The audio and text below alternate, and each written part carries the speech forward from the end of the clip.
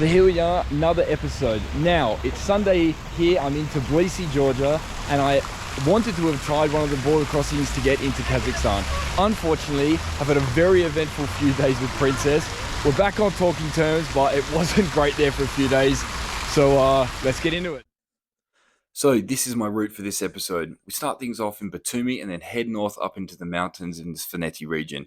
Highly recommended to me by so many different people and well worth the 13-hour detour. And then we ride in the flat plains along to Tbilisi, where I currently am. So I'm here in Batumi, out exploring in the morning, and it's a very strange city. On one hand, you've got all these ultra modern towers going up, which you could really feel the influence of America. And I actually read that before he got elected, Trumpy was planning on putting a tower here. So that kind of tells you all you need to know. But consequently, like, parts of the city just feel totally soulless. Like, if you just look at the base of these giant buildings, just nothing going on. And it's the same when you kind of get into the city center. Now, there are parts of the old city which are very lively and well activated and well used by the locals. But for me, the city is all about this amazing linear park that runs the whole length of the city.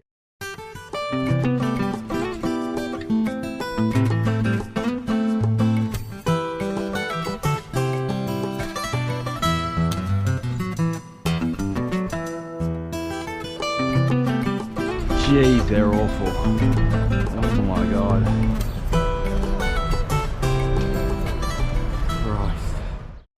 So the riding experience in Georgia was very challenging. Firstly, the drivers were absolutely mental, worst by far. The amount of bumpers that I saw off was crazy. And then yes, cows. There were cows literally everywhere.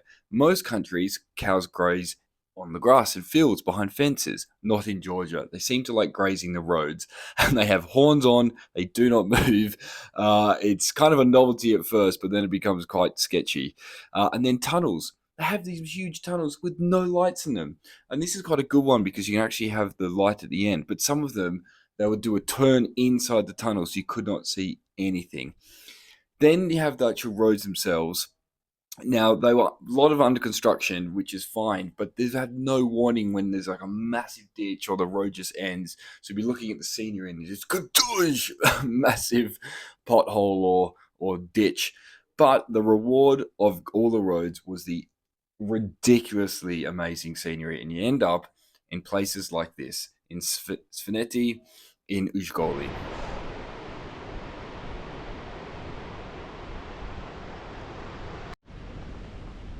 I really hope this place doesn't change. A lot of old towns and villages and can feel like almost theme parks now. I mean, they're just so dolled up to try and make it look like what we think it was. Whereas this is just, it just feels so much more authentic. Yes, it's 400 or 500 years old and it looks it, but but parts of it are in remarkable condition considering. Yeah, incredible place. So after I left Ujguli, I headed for the glacier nearby. Of course, I was met by a few more cows and a bloke whose car had broken down. Using charades, he asked me for a lift. I said, yeah, jump on the back, but you just have to wear my duffel bag. And so I gave him a lift. I tell you what, places do not get much more beautiful than this. Whoo-wee! Now it's meant to be a 9k hike to the foot of the glacier from Uzungol, but I've cheated and taken Princess on this pretty dodgy dirt road, but it's just getting worse and worse, so I'm gonna hike it from here. Crazy fact, the bike is completely stock from when I bought it in Melbourne, including the tires. And this is pretty stupid, to be fair. I am trying to get new tires sorted, but it was a lot more challenging than I thought. I tried to get them changed in Batumi, but I just couldn't get any.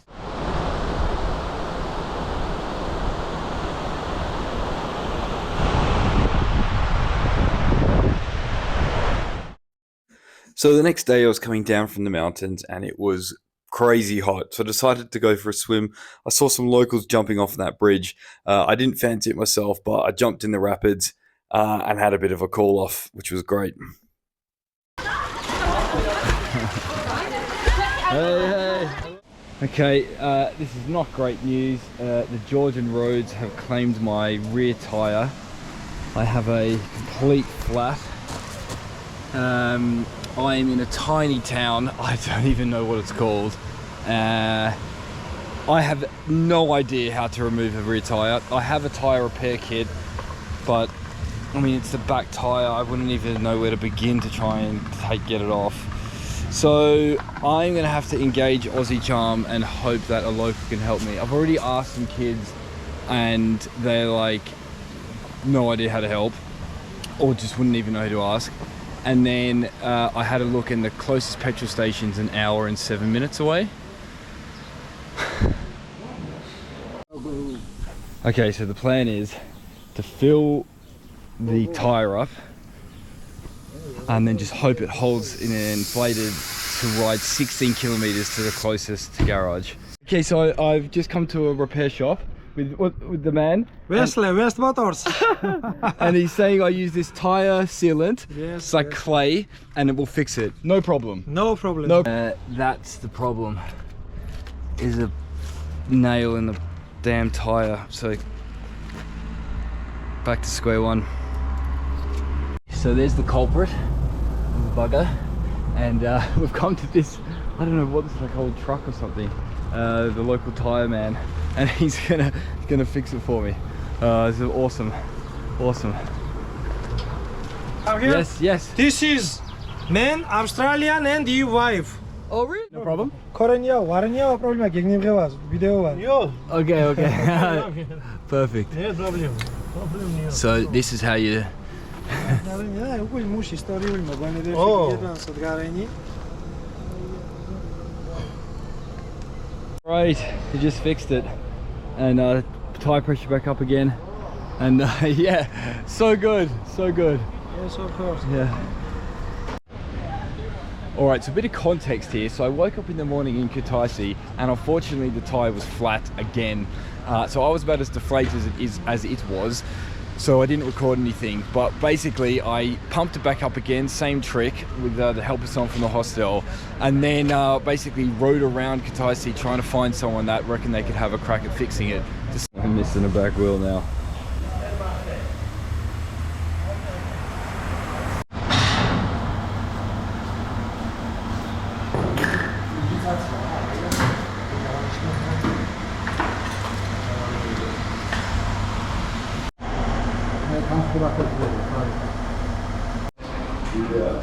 Okay, so the problem is that the nail went through the tube as well. So then these guys, we can see if it's fixed and no bubbles coming out. Oh yeah. Tire through the. So basically, the tube's got more holes than Titanic right now,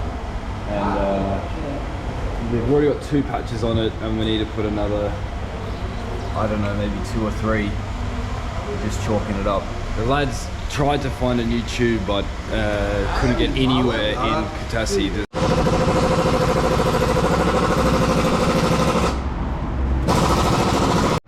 My friends have just fixed the bike for me, and yeah, very good. They helped me out so much. It was amazing. We got it working. We're back. Okay.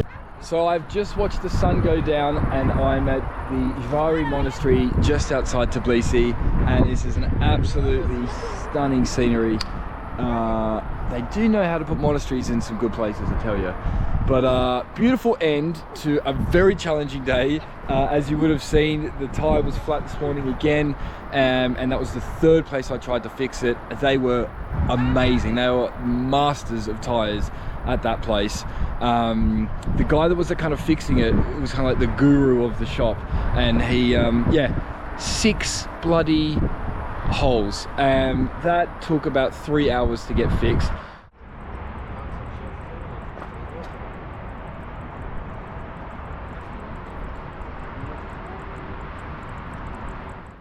So the up and down roller coaster ride, that is the 6th of July, continues. I was just riding up that hill in Tbilisi, 6 minutes from the accommodation, and the engine cut out. I don't know, there must have been second low revs cut out. Don't know what the hell the cause is, but just come back down. I'm leaving it in front of this shop. But yeah, total shit news, because that's just going to be a pain in the ass to fix, because you know, I can't move it from this spot. So, oh, it's quarter. What's the time? It's 10 past 10. Holy shit!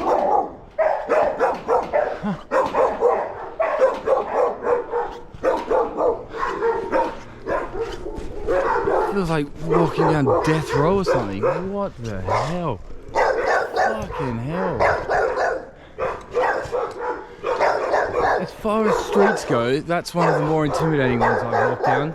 Jesus, about $10. That has got the heart rate going. Jesus. So I'm back with Princess this morning. She's sulking. But at least the tyres still inflated, so you know, some positives. Motorbike pickup arrived. That was not the size van I was expecting, but here we go. Hello. That was hilarious. So the latest update on the repair of the motorbike is that the fuel pump is not working, the ignition's not working. So my initial hope that it was just bad fuel or even water in the fuel doesn't seem to be likely. It's probably a bit of a more significant issue. Thank you. So I've just come back and the guys have got it working again, and it was a relay issue in here. So you think that the last person that was working on it didn't fit them properly? Yeah, so that means there was just no power going to the ignition. Yeah, no power was going to the ignition. The ignition was sleeping, right? The rest was like working. That's why it was cranking, right? Yeah, not yeah. starting, because if something wrong was electrical, motorcycle not going to crank because it knows that it's not going to start. Yeah, right? yeah. So some sensor is off or some something disconnected. But now it was like tricked by this relay because ECU thought that everything is all right. Let's start the bike. But the pump is not working. Right, okay. So kind of all the things to be wrong with it, it's not a bad one, you know? Yeah, it's easy fix, yeah. It's a totally easy fix. It's hard to find though. Hard to find, yeah, I appreciate that, yeah. Very easy to fix. So I made it to Moto Travel, Georgia. These amazing guys, they rent bikes out to do trips all throughout Georgia, and they had some spare tires to help me out with. But yeah, if you're ever in Georgia, definitely hit these guys up. They know their shit. They've got all the gear. Coolant will leak from here, and it used to happen on our 650s all the time. Right, okay. So if you carry one of these, Okay. anybody can do it actually to replace it. Okay. But not everybody carries these kind of seals. So it's a very cheap fix. If people will tell you like you have to change the whole water pump, 9 out of 10 times it's just the seals. Yeah. Okay, fucking hell. All right, that's great to know. Amazing. And I'm loaded up with my new tires. They've helped me out absolutely massively.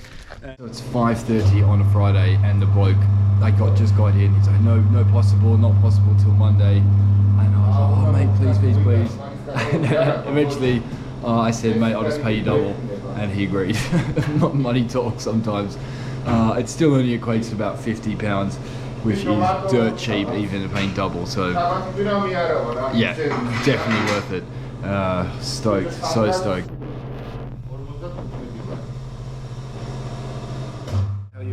Princess has been getting a serious amount of attention recently. Hey, darling. Hey, darling. Oh god, she's getting pampered, getting some new kicks on. She's looking meaner already. It's fully finished and ready to rock and roll. Both tires are on. The guys here have helped me out amazing. It's fantastic. Where's the man? There he is. All fixed and all done. Yeah, boy. So there you have it, an absolute roller coaster ride. So the situation now is Princess is in the best possible condition to be tackling the stands. I've got spare parts of things that might go wrong. I've got brand new off-road tires, which was something I was really struggling to get. So relieved to have that done. And the issue is 100% fixed, and in finding it, the mechanic has done a once over of the whole bike. So I feel very confident that is in the best possible condition. Now, the next big thing What am I doing with border crossings? Well, I've got on very high authority that Azerbaijan is definitely closed to tourists. So I'm going to give Russia a crack, and I'm going to try and head there tomorrow, Monday, and I'm feeling confident, and I reckon next episode I will be in the stands. Don't forget to subscribe to see what happens next.